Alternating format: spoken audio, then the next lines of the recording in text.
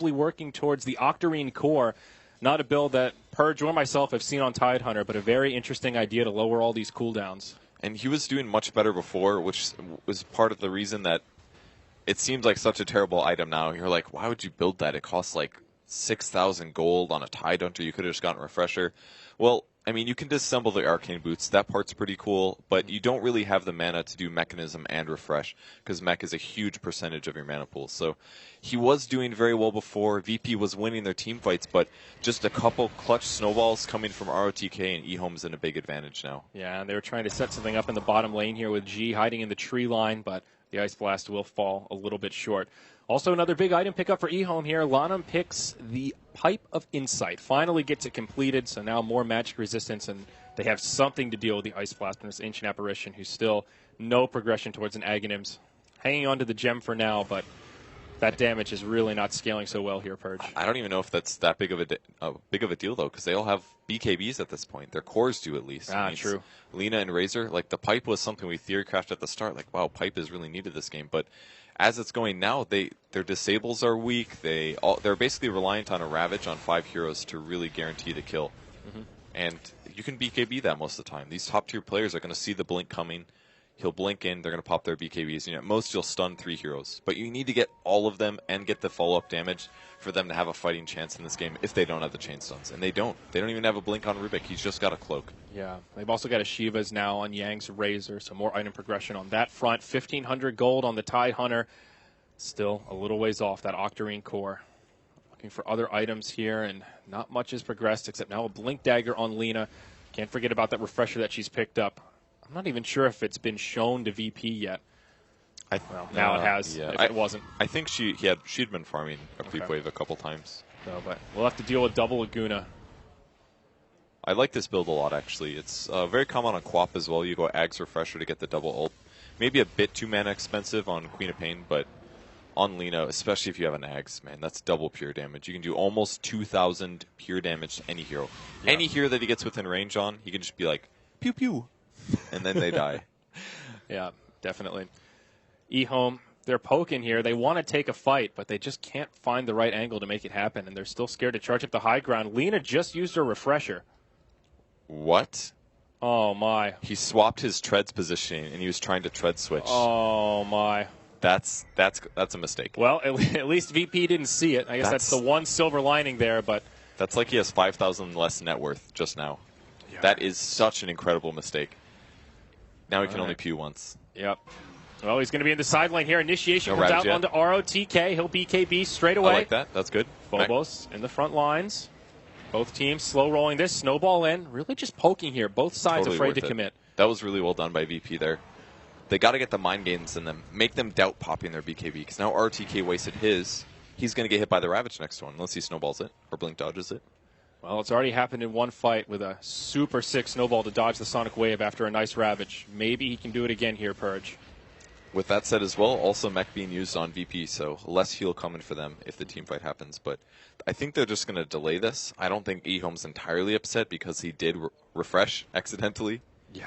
I like how CTY is killing these trees, though. That's very smart. That's an approach path for VP if they smoke out of their base. So cut those trees down, give them the vision needed when the smoke breaks. Yeah. Good point there. I think eHome also trying just to feign the pressure for now, so it's not obvious that this Refresher is not available. They're going to keep positioning to keep VP locked in their base and try not to take a fight unless someone really oversteps. Holden kind of poking his head out here. Ooh. Oh, there's Laguna. One. Okay. Takes him down to half, and it seems like they're just trying to keep VP locked in their base and just keep chipping away at this mid tower. VP might go for this now, honestly. It's a pretty low cooldown, 50 seconds, but if the Refresher's up, which they assume it is, at most that's one Laguna Blade. Yeah. ROTK is nowhere to be found either. He's pretty far off, does not have BOTs, so can't get back to the fight quickly if VP does opt to jump. If you take a look at the vision here, Virtus Pro are completely locked in their base. They've got one ward down that they were able to put out on the low ground here, but they just have absolutely no idea what eHome are doing. They don't know if there's all 5 ready to jump into the base, if they're about to smoke into this top lane. They do have a sentry ward down to try and stay safe from that kind of a play. But DDC even snipes the ward to the side, and it's so easy for him because his range goes up to so much with Arctic Burn. So, they've been Ravage on 2 big ones. Right onto CTY as well as he is Lanham. so dead. Yeah, that's going to be 2 down, but Yang is still here. BKB's popped up plenty. ROTK still nowhere to be found. Winner's Curse will buy them a little bit of time to try and retreat, but a fast 2-0. eHome staying 2 spread out here. It will come back to bite them in the rear end. Can they actually finish off Yang, though? He's so fast. They will chase him down. Ice shards, well, hoping to buy some time. And it will keep him alive. Now ROTK, he goes charging in. Walrus punch onto FNG, but he's all by his lonesome. He'll use his BKB. It's ROTK versus the world. TP out on the Ancient Apparition. He'll live. There was a buyback from the Lina to try and find some counter kills here. Phobos left behind. They just don't have the damage. Just cut their losses. I mean, Lina might. All right, they're going to get him with that Ice Shards. DK Phobos will fall, but he used Ravage. He's got buyback. That's not that big of a loss for him. Oh, Quap almost getting caught. That was so dangerous. He does have an Aghanims now, so not a huge cooldown. But ROTK, he is going in deep. Maybe too deep, dare I say. He actually dies there, but Quap might be in trouble. No BKB for 2 seconds. Oh, the counter snowball saves him. G's going to be able to BKB and turn this fight. C2Y refreshes, but the BKB from G, and he's turning. He's going to get the Rubik, but not at all a good trade. What sick plays from Lil. Stealing the ability and using it to absolute full potential and saving G. That was so sick. So many sloppy plays from eHome, though. That's a dieback now on the Lina, and ROTK just going in way too deep ahead of his team. They were all here near the ward when he was in the base. No way for them to keep up with how far he went in. Roshan coming up in just a couple of seconds here, but it looks like VP will just go mid and take out some of these Tier 1 towers. Man, this game is just such a treat. It's so back and forth. Both teams getting advantages at varied times, but VP holding that out, the double Ravage on the 2 important heroes, the Bounty Hunter as well as the Lina. Like, that's what they got to go for. Look and they at these got items coming out here, though. Gyrocopter, he gets himself the MKB. Octarine Core out on G, and Phobos, he's not that far away from the Octarine Core himself. 1,700 gold. He did buy back for this, by the way. So they could go do the pushing. But that's not a big deal. Like, you don't really need that many more items on Tide. Obviously, Octarine Refresher would be god tier on Tide Hunter. They're going to get Roche, too. But, oh, man. I mean, this Lina's still in the grave for another 50 seconds. They can easily do it. This is only Roche number 2, though. No cheese yet. Only hero moving is ROTK. And he's moving towards us. He's got a blink. He's the kind that likes to steal Aegis if he can. Will he make it? I'm not even sure he'll make it in time. It's going to be really close. I think he can get there in time. He could. But only if he goes straight for it. ROTK, does he go for it? I know he's manly, but how manly? Ice Shards come in. Oh, he stole it! Oh my god, he sniped Roshan.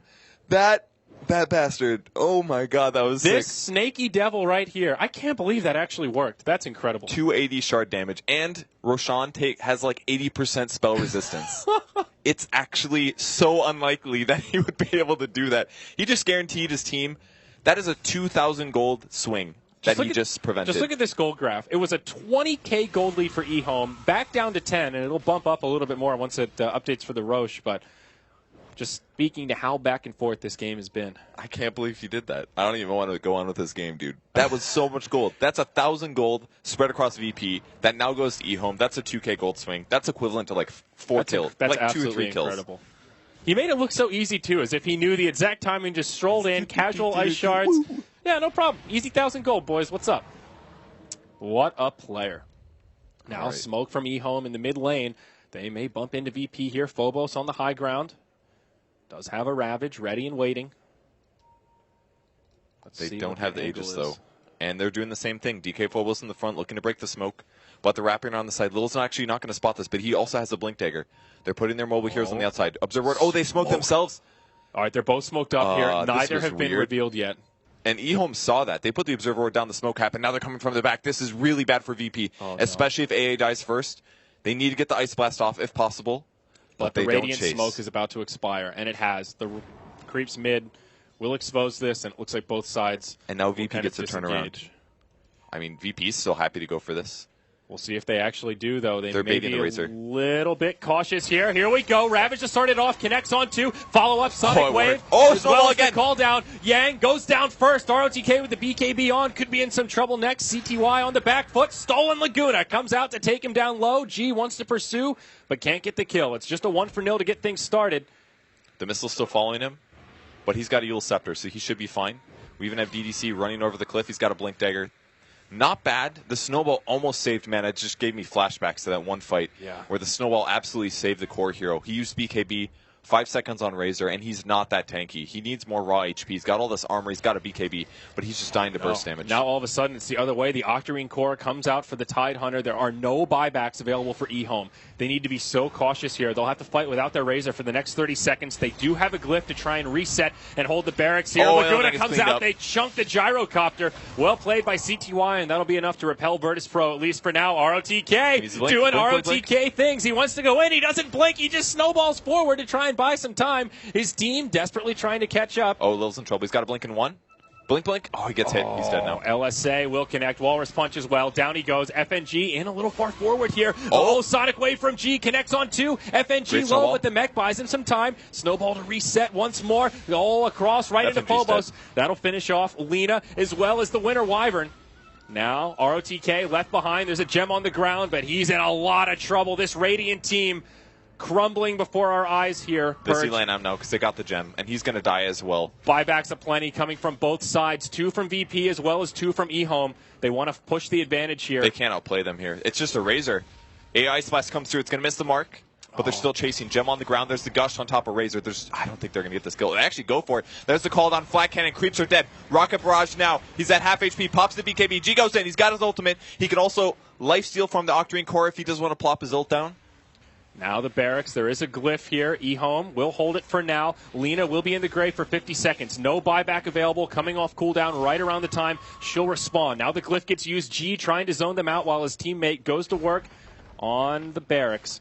Creeps pushing into the base on the dire side. Oh my gosh, they've lost all their tier 4 towers, Purge.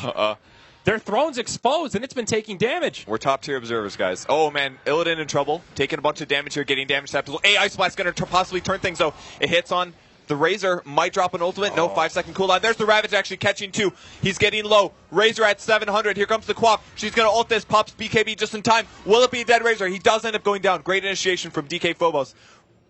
And G, he'll stay alive for now. Now a buyback from the Razor. G needs to be careful here. He definitely does not want to die. They will get the kill on the Tusk, and now they retreat. VP secure the barracks. They head for the hills. They'll get back to their base to find their throne at about 60% HP or so. Now BOT starting to come out. Buybacks, a lot were used there, Purge, but there are still a few available, both on the side of Virtus Pro. My gosh, what a game we've got on our hands here. Quap is doing so much damage in these teamfights, and it's really because eHome's lacking damage. They only have, like, Lena, really, that's a major threat. The Razor is an issue, but it takes him a lot of time to ramp up, and most of the time the Quap can just run. And on the other side, you've got a mostly utility Tusk, you've got a Bounty Hunter that's entirely utility, and Winter Wyvern can't really do that much damage by himself, so Quap is just life-stealing constantly. Every time he throws out a Shadow Dagger, he's getting 25% of that back, and that's a 3-second cooldown, and he's getting right-clicks, and he's Scream of Painting for lifesteal. He's actually just a tanky, magic nuking monster right now. And he's going for a Hex next, and once he grabs that, another low cooldown, high utility item. That's the power of the Octarine Core at this stage of the game. Lots of gold indeed. Roche still a while before that 8-minute timer comes up, and we see see who is able to claim the Aegis as well as the Cheese. Now the Refresher on the way for the Tidehunter. He's picked up the recipe, and that first ring of health still has a little ways to go. And at this point, pretty much everyone needs to pull for buybacks. So unless your buyback's on cooldown, you need to be very cautious about that unreliable. This Anchor Smash Octarine Core is actually pretty cool because he lifesteals every time that he Anchor Smashes. It's not a huge amount of damage because it's physical and it's getting reduced by armor and stuff, but still, kind of a cool little idea to make his hero go a lot farther in teamfights. He's working on the Refresher, by the way. He's got 1 ring of health, he's got 2k gold, and he needs approximately 2,500 to finish that. And I dare say he's going to go all in and buy it because if he uses Refresher